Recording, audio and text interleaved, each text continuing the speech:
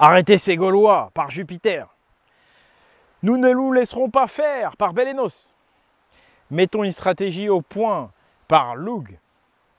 Qu'est-ce que c'est que ces expressions qui se terminent par des noms de dieux? On n'y comprend rien. Et pourquoi un coup c'est par Bélénos, un coup c'est par Toutatis ou par Lug? Pourquoi? En plus, ce sont des dieux quand même, c'est pas n'importe qui. Ces dieux qu'on va retrouver dans la mythologie. Aux quatre coins du monde, les mythologies nous parlent des dieux comme étant des gens venus avec des grandes sciences, venus apporter la civilisation. Alors qu'est-ce que c'est que ce micmac avec les dieux? On n'y comprend plus rien aujourd'hui. Et puis c'est tellement ancien, c'est mort. Vous êtes sûr? Ce n'est pas mort du tout, les dieux sont toujours vivants. Je vais même vous faire une confidence. Les enfants à l'école, lorsqu'ils écrivent la date du jour en entier, leur font honneur. Et oui, les noms des jours de la semaine portent le nom des dieux. Est-ce que vous vous rendez compte du scoop?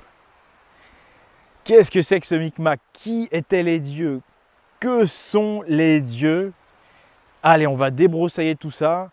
C'est parti par Mercure, par Thoth et par Odin.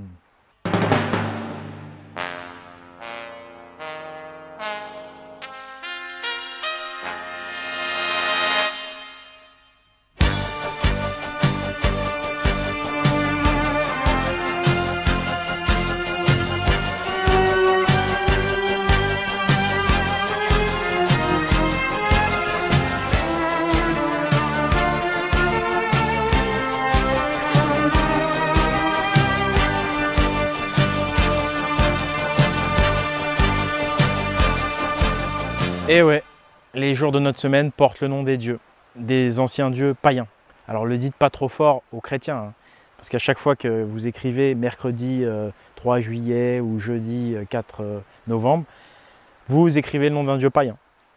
Le dieu Thor, par exemple, T-H-O-R en anglais, parce que ça marche aussi avec les langues anglaises et allemandes. Hein. Ça marche dans toutes ces langues-là. C'est le jeudi, c'est-à-dire en anglais Thursday, T-H-U-R, bah, c'est Thursday, T-H-O-R, c'est le jour de Thor, Thursday. Ça marche aussi pour Odin, avec en anglais le mercredi. Wednesday, Woden, ça vient de Woden. Vous savez que Woden, c'est le nom anglo-saxon de Odin en fait. Hein. Woden en germain, Wodan, et chez les nordiques, Woden, c'est Odin. C'est incroyable, hein, mais ça marche vraiment avec tous les jours de la semaine. Reprenons à nouveau le cas de Thor. Vous savez que son nom germanique, c'est Donar. C'est toujours le même jour, hein. C'est du sérieux. Hein. Donc le jeudi en allemand, c'est Donnerstag. Donnerstag, le jour du tonnerre, le jour de Donar. Donc le nom germanique de Thor, Donnerstag. Et puis vous savez que c'est un dieu de la foudre. Hein. Comment dirais-je, Thor, avec son marteau, il a le pouvoir de la foudre. C'est un dieu qui se met en colère, exactement comme Jupiter le romain. Jupiter est un dieu de la foudre, tout comme son équivalent grec, Zeus, qui lui aussi se met en colère, et qui est donc en analogie, Zeus avec Jupiter. Et dans la langue française, en fait, on va retrouver justement les noms, on va dire, plutôt romains, mais ils ne sont pas romains en fait. C'est-à-dire que les Romains ont fait le choix de mettre des noms d'astres. Et tous les dieux sont en analogie avec des astres. Donc le jeudi, ça vient de Jupiter. Bon, jeudi, Jupiter, c'est vrai que le mot, faut chercher un peu. Mais regardez, pour le mercredi, la planète d'Odin, c'est la planète Mercure. Et donc mercredi, Mercure, là, ça marche vraiment très bien. En parlant d'Odin et de Thor, l'équivalent chez les Slaves, chez les pays de l'Est, chez les Russes, c'est Perun. Regardez, en effet, Perun, il a lui aussi la foudre, il est maître de la foudre, mais en plus, il est sur un cheval, comme Odin. Perun, voilà, c'est à la fois, entre guillemets, c'est à la fois Thor et Odin réunis. Bref, dans toutes les mythologies européennes, vous allez pouvoir mettre les dieux en analogie les uns avec les autres, et surtout, la base commune, ça va être donc les astres, qu'on va retrouver dans ces jours de la semaine. Par exemple, le vendredi, je l'avais déjà dit, c'est Vénus, qui correspond à la déesse Freya. Freya, donc le nom de la déesse nordique qu'on retrouve dans Friday en anglais ou dans Freitag. Le Sonntag ou Sunday, c'est le jour du soleil. Le lundi, L-U-N, c'est le jour de la lune, qui correspond en anglais, vous le savez, en allemand, à Montag. Pourquoi Montag ou Monday? Parce que la lune en anglais, ça se dit Moon, M-2-O-N. Et la déesse nordique, encore une fois, de la lune s'appelle Mani. Donc phonétiquement, ça correspond. On ne peut pas se tromper. Je vous en laisse le plaisir de trouver ce que je ne vous ai pas dit. Mais on tient quelque chose de très important. Les jours de la semaine portent le nom des dieux. Ne le dites pas trop fort aux chrétiens.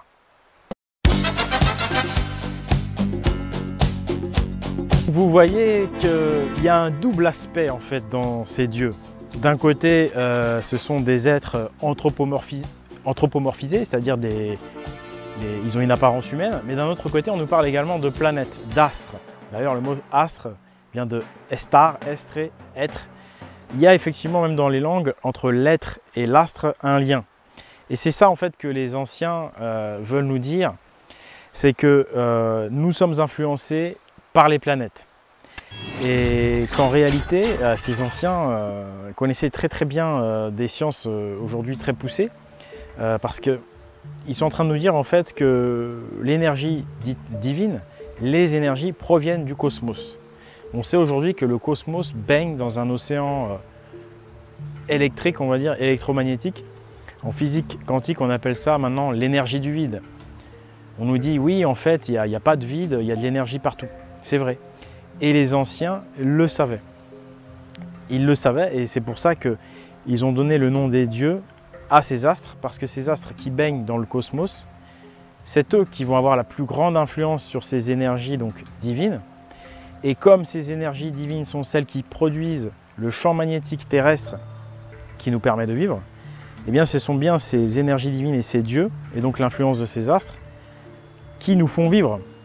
C'est-à-dire que nous-mêmes humains et tout ce qui est la nature, nous ne sommes que la manifestation, si vous voulez, des puissances divines. Nous ne sommes que le reflet de la manifestation de ces puissances divines qui sont la source et sans lesquelles nous ne sommes rien. Par conséquent, c'est pourquoi ils ont en fait donné à la fois des noms d'astres qui réfèrent donc à ce qui est en haut, donc à ce qui est métaphysique, hein, le plan on va dire même scientifique. Ils les ont mis en analogie avec des êtres humains qui avaient des caractéristiques bien marquées pour nous faire comprendre aussi que chaque énergie divine, chaque puissance avait une influence. Par exemple, pour ce qui est de la planète Mars. Alors justement, je ne vous ai pas dit quel était le jour de la semaine de la planète Mars. Je vous donne une seconde, mettez pause. La planète Mars, c'est mardi, évidemment. Mardi, Mars, ça marche hyper bien. Et donc au niveau des dieux, donc on va passer dans les langues anglaises et germaniques, c'est Tuesday, Tuesday. Alors là, il faut connaître un peu parce qu'en fait, ça réfère à Teusto, qui est une divinité germanique guerrière, en rapport donc avec l'aspect martial, militaire et martial. Martial, ça vient effectivement encore une fois de Mars. Teusto, si vous voulez, c'est un peu Tyr. Il est très proche de Tyr, mais uniquement dans l'aspect martial. Parce que Tyr, tout comme Thor, ont à la fois l'aspect martial, eux, mais en plus, donc de Teusto, du Tuesday, mais en plus, ils ont également l'aspect jupitérien, comme je vous l'ai dit au départ, avec la foudre de Thor notamment. Et Tyr, qui a sa rune, hein, Tyr, la rune de Tyr, elle pointe vers le haut, donc vers les choses d'en haut, comme le glyphe de la planète Mars, mais également comme la flèche de Jupiter. Pour ce qui est du signe de Jupiter, il y a une flèche. Donc Tyr et Thor, c'est à la fois mardi, jeudi, c'est-à-dire Mars et Jupiter. Et donc ce que veulent nous dire les anciens par là, c'est que c'est de l'astrologie en fait, hein. Mais vous allez voir que ce n'est pas de la superstition.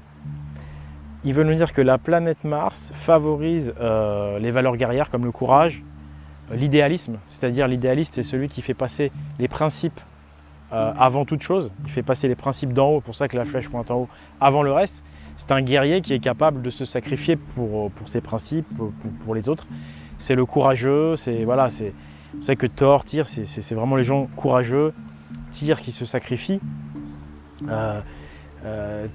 Et d'ailleurs, pour vous dire que ce n'est pas des bêtises, il y a des études statistiques qui ont prouvé qu'en étudiant le cosmogramme, c'est-à-dire l'aspect astral du moment de la naissance de chaque sportif professionnel, eh bien sachez que les sportifs professionnels en fait ont la planète Mars dominante. Enfin, c'est toujours pareil, c'est des statistiques, mais disons que vous prenez un être humain moyen et vous prenez un sportif professionnel, les sportifs professionnels ont tous une planète Mars dominante ou en tout cas très forte. Parce que Mars, c'est l'aspect guerrier et on va dire que dans le monde moderne, les derniers guerriers en quelque sorte, ce sont bien évidemment les sportifs. Mars fournit l'énergie aussi. Et donc ça, c'est quand même une preuve statistique étonnante. Là, on prend encore une claque. Nous, hommes modernes, qui se croyons tout permis, qui méprisons les païens, qui méprisons les dieux, en réalité, il semblerait que les anciens avaient déjà tout compris. Or, aujourd'hui, même ceux qui vous parlent de la mythologie et du paganisme et de l'ancienne tradition, ils ne comprennent pas ça. Ça, là, on est vraiment dans la vraie compréhension de ce que c'est que la tradition hyperboréenne. C'est pour ça qu'on va... Là, on ne parle même pas de paganisme, on est au-dessus. Là, on parle vraiment de la tradition hyperboréenne dans son aspect scientifique. Et voilà, c'est très très élevé comme niveau. Mais comme vous le voyez, en fait, c'est fait pour que n'importe qui, même si on n'a pas de bagage en sciences, puisse l'appréhender, puisse la comprendre. C'est ça la magie de la tradition et des dieux. Parce que tout le monde, quand on voit Thor ou Tyr, on voit que c'est des guerriers. Et ensuite, on peut voir que c'est par rapport à la planète Mars. Donc, vous voyez, tout le monde peut comprendre ces choses, pourtant sophistiquées, en rapport avec la métaphysique, la physique quantique. Mais par la mythologie, par les panthéons polythéistes, on arrive à comprendre en fait ces énergies subtiles qu'on appelle le monde divin. Et le monde divin, eh bien, dans la tradition, on a fait plusieurs dieux pour en fait rendre intelligible le monde divin, tout simplement pour l'expliquer. Et parce que le monde divin lui-même a plusieurs caractéristiques dominantes. Donc la meilleure façon de résumer cet aspect double en fait, et de bien le comprendre entre ce qui est en haut, les énergies divines, et ce qui est en bas, donc la manifestation ici-bas en nous-mêmes. Moi par exemple, je suis quelqu'un, vous allez le deviner, si vous regardez ma morphologie, je suis très martien. Et je suis également assez jupitérien. Effectivement, j'ai vérifié sur mon cosmogramme et c'est flagrant. Et donc ça donne des caractéristiques effectivement physiques aussi, comme on disait, sportives, guerriers. Et ça se vérifie inéluctablement. Et qu'est-ce que je voulais dire? Ouais, donc la meilleure façon en fait de bien faire comprendre tout ça, ça va être le zodiaque, les 12 signes du zodiaque et l'analogie avec les animaux. Vous savez que Tyr, il est en analogie aussi avec l'ours, lui. Hein, et puis, donc ça va être les constellations du zodiaque qui vont le mieux nous parler. Puisque le zodiaque, c'est donc des étoiles. Prenons la constellation du Bélier. Elle réfère donc au signe du Bélier qui est par rapport au mois de mars. C'est l'équinoxe de printemps du 21 mars.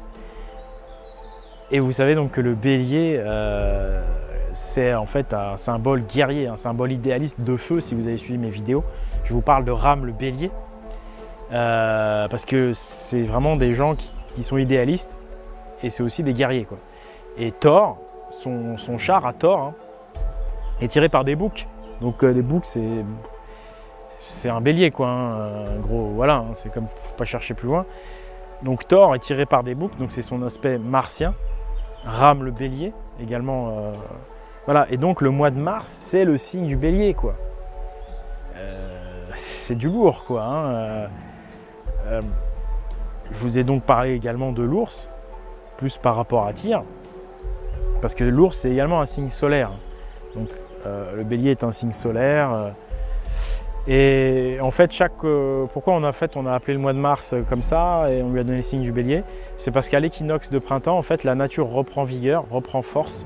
Et donc l'aspect martien, si vous voulez, qui va fonctionner plus dans un individu, par exemple chez moi il fonctionne très bien, l'aspect martien va être à son top de sa forme, on va dire, sur Terre, au mois de mars, au moment de l'équinoxe. C'est là en fait où les énergies célestes divines sont le plus, je dirais, percutantes. C'est pour ça que ça produit le printemps. C'est pas un hasard et c'est le commencement. Par exemple, on sait que dans les anciens calendriers, le mois de mars c'est le premier mois. Le premier mois de l'année, c'est le mois de mars, tout comme c'est le premier signe du zodiaque. Parce que c'est ça qui insuffle la vie. Vous voyez, donc ils ont mis du sens dans chaque chose, ces gens-là. Et j'en veux pour preuve que le mois de mars, c'est le premier mois de l'année. Mars, avril, mai, juin, juillet, août, on est à 6. Septembre, ça fait 7. Octobre, octogonal, hein, oct, ça fait 8. Novembre, 9. Décembre, 10. Voilà. Et je vais même vous dire que pourquoi ça finit par ambre, ça veut dire ember. Ça veut dire dans l'ours. 7 dans l'ours, 8 dans l'ours, 9 dans l'ours. Donc ça réfère à la constellation de la petite et de la grande ours. Qui elles aussi, elles sont au centre du zodiaque en fait, puisque c'est des constellations circumpolaires, en rapport avec le pôle. Hein, encore une fois, toujours aussi cette notion de pôle très importante. On a également le signe, la constellation du cygne qui est fondamentale dans la culture hyperboréenne, qui est circumpolaire. Tout comme le dragon qu'on retrouve en Chine aussi. Hein. Le dragon qu'on retrouve sur les dragars vikings. On dit que la Tuatha Dé Danann, elle maîtrise le dragon. C'est un peuple dragon ou serpent. Et donc ces constellations-là, ours, dragon et cygne, sont fondamentales. Et elles sont au centre, elles sont polaires. Et autour, on a donc, vous pouvez faire un cercle avec le zodiaque. Les constellations du zodiaque, elles sont équatoriales si vous voulez. Donc on fait vraiment un cercle. On a les constellations centrales, polaires, et les constellations du zodiaque autour. Et donc le tout, ça fait un cercle. C'est-à-dire que vous pouvez associer des divinités au signe du zodiaque. Vous pouvez associer Thor, donc comme je disais, et Tyr au mois de mars, mais également au mois de décembre, puisque c'est Jupiter, c'est le signe du Sagittaire. Hein, vous avez dit la flèche. Voilà.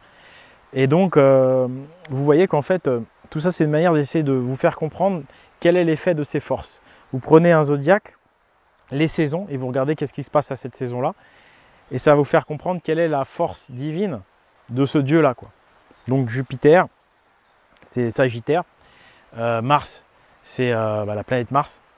Et donc tout ça, c'est d'une beauté incroyable. Ça permet à l'enfant même de comprendre ces choses-là. On a donc mis des animaux pour les étoiles, enfin pour définir une constellation, pardon, on a mis un animal. Pourquoi? Parce qu'en fait, à cette période de l'année, parce que vous savez qu'en fait, elles sont en rapport avec des mois, hein, les signes, l'astrologie, c'est en rapport avec des mois. C'est telle force en fait électromagnétique, si vous voulez, c'est au niveau cosmico-éthérique, hein, bon, bref, c'est cette force-là qui va être prédominante à cette période de l'année. Donc vous pouvez analyser les effets qui se passent à cette période de l'année pour essayer de comprendre ce que veut dire cette force. Et vous allez voir que ces forces-là, elles s'incarnent partout, quoi. Voilà. Comme je disais, la force martiale de Mars, elle s'incarne dans l'homme, dans son habileté guerrière, mais également à l'idéalisme, au courage. Et j'en veux pour preuve le mot martyr, les fameux martyrs, ceux qui se sacrifient pour les autres. Il y a encore le mot Mars dedans, martyr. Et là, c'est encore du lourd, parce que ça nous ramène carrément à Tyr lui-même. Tyr, le dieu des berserkers, hein, l'un des dieux primordiaux de la mythologie hyperboréenne, hein, et donc pas exclusivement nordique, hein, comme vous pouvez vous en apercevoir. Hein.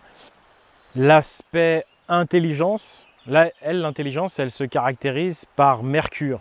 Donc Odin, Lugh, c'est vraiment, vous savez, ce sont les vieux sages, les druides, les chamans. L'intelligence, c'est Mercure, donc le mercredi, Woden Wednesday. La fécondité, la fertilité, c'est Vénus, donc vendredi, le vendredi, Freya et Friday. Je vous laisse trouver ce que j'aurais pas dit. C'est très important de trouver par soi-même, c'est comme ça qu'on retient, c'est comme ça aussi qu'on est touché par, je dirais, la beauté de ce qu'ont fait les anciens. Maintenant, le deuxième plan qui caractérise les dieux, après avoir eu ce premier plan, on va dire, un petit peu scientifique, alors le plan plus humain, hein, plus facile à appréhender, c'est le plan des héros divinisés. C'est le plan des grands ancêtres divinisés. On a en effet dans la culture hyperboréenne, un peu partout, cette culture de l'héroïsme et ce respect des ancêtres, ce respect de la lignée.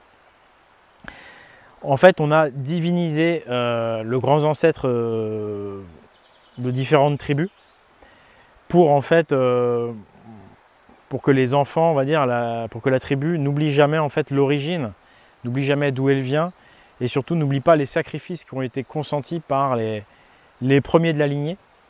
En fait, on va retrouver plusieurs dieux comme ça qui sont des dieux, on va dire, de la tribu. Par exemple, la Tuatha des Dana, ça veut dire la tribu de Dana. Le grand ancêtre, c'est la déesse Dana.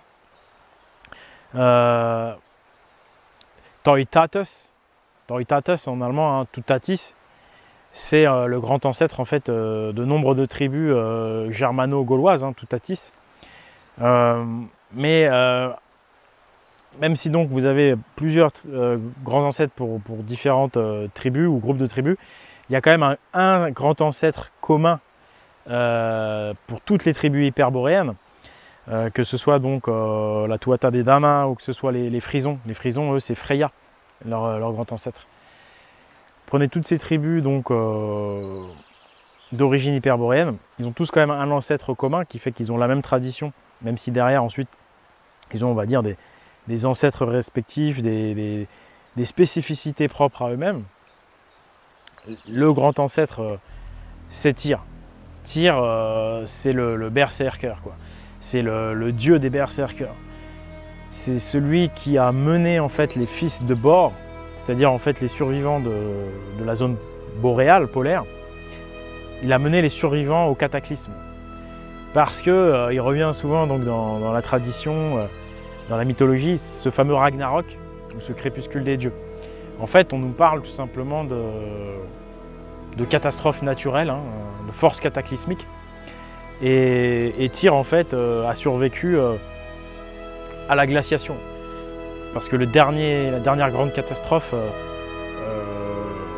il y a eu également une glaciation brutale. Donc ça renvoie à cette époque ancienne où en fait une poignée de survivants, grâce à leur courage, se sont sacrifiés pour les autres pour qu'une infime partie des hyperboréens puissent survivre. Et donc c'est pour ça que Tyr est extrêmement important, parce qu'en fait c'est la mémoire de se dire, voilà, on n'oublie pas la difficile période glaciaire qui remonte maintenant à plusieurs millénaires, mais c'est pour nous raconter ça en fait. Et pour nous dire que les premiers ancêtres, sans leur courage, sans leur sens du sacrifice, eh bien nous ne serions pas là. Nous serions tous morts en fait. On leur doit tout, puisque si eux, ils n'avaient pas réussi à survivre, bah, il n'y aurait pas eu de lignée, il n'y aurait pas eu de clan, il n'y aurait plus eu de tribu, plus rien. Donc Tyr, c'est celui qui mène les fils de Bor. Donc ça réfère à la sortie de l'époque glaciaire. Ces hommes ours, en fait, ces berserkers qui ont survécu donc au grand froid, tout simplement. Et donc Tyr, c'est pour ça que c'est le dieu germanique principal au départ. Et puis qu'ensuite, bien sûr, il y a eu d'autres phases importantes. La tradition a été redéposée, notamment avec Thor et Odin. Mais après, on trouve également la tradition qui a été redéposée d'une autre manière en Grèce. En réalité, il y a un tronc commun au départ, mais ensuite, la tradition va se manifester de manière un petit peu différente. C'est pour ça qu'on a des noms de dieux différents. Chez les Slaves, on a Perun. C'est parce qu'en fait, ce qui compte, ce sont les principes, la mémoire de l'origine, mais après, chaque peuple a, entre guillemets, sa liberté aussi d'être, a aussi son propre, enfin chaque tribu, je devrais dire plutôt, a son propre grand ancêtre et sa propre identité, en fait. Voilà. C'est une forme de liberté aussi qui s'exprime. Mais surtout, donc, ça a à voir avec l'ancienne tradition, où ce qui est très important et ce qui est central, c'est la famille. Donc la famille, c'est la lignée, c'est les ancêtres. Et donc c'est pourquoi les grands ancêtres, ces dieux grands ancêtres, ont été divinisés. Voilà. Donc le dernier aspect de ces dieux à figure humaine, ce sont les héros, quoi. Les dieux héros ou les dieux civilisateurs, les demi-dieux civilisateurs, au premier rang duquel on va mettre Ram le bélier, qui donc est venu civiliser une bonne partie du monde, hein. L'Inde évidemment, où il est très connu sous le nom de Rama, mais on sait qu'en réalité, bien sûr, c'est pas forcément une seule personne ou un seul leader, mais c'est également une équipe Ram. C'est un conglomérat de tribus d'origine hyperboréenne en fait, qui sont venues civiliser en fait, le monde. Donc Ram, c'est un dieu, mais c'est surtout un état d'esprit civilisateur, quelqu'un qui amène la science. Et quand on parle d'Héraclès et d'Hercule chez les Romains, c'est Ram, hein, on parle des 12 travaux d'Hercule.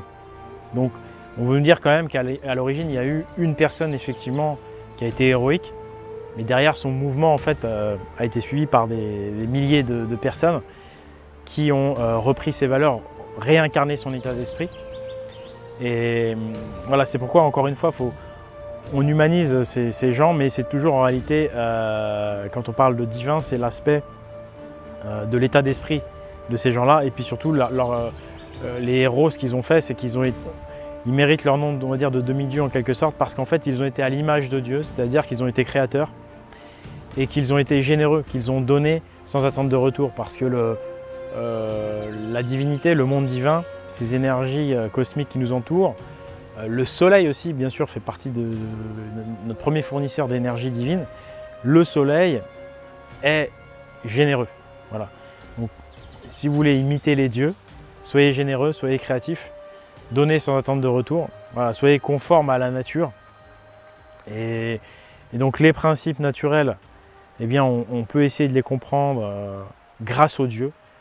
Donc, le fameux zodiaque est vraiment un très bon exemple parce que pour comprendre ce double aspect entre les choses d'en haut, les forces célestes, et les choses d'en bas, le zodiaque avec donc ces constellations qui sont des choses d'en haut mais qui sont liées à des animaux qui sont donc des choses d'ici, c'est vraiment un très bon exemple pour essayer de comprendre cette chose qui est double au minimum que sont les dieux. Et je dois vous dire que les runes, il y en a 24, les signes du zodiaque, il y en a 12. Donc en fait, les runes sont plus anciennes que les signes du zodiaque, et les signes du zodiaque, vous les répartissez sur un cercle, donc pour expliquer le monde divin, toujours réunis autour du principe de l'unité, hein, qui est le centre, en fait, qui est l'axe du monde, hein, fondamental chez les hyperboréens.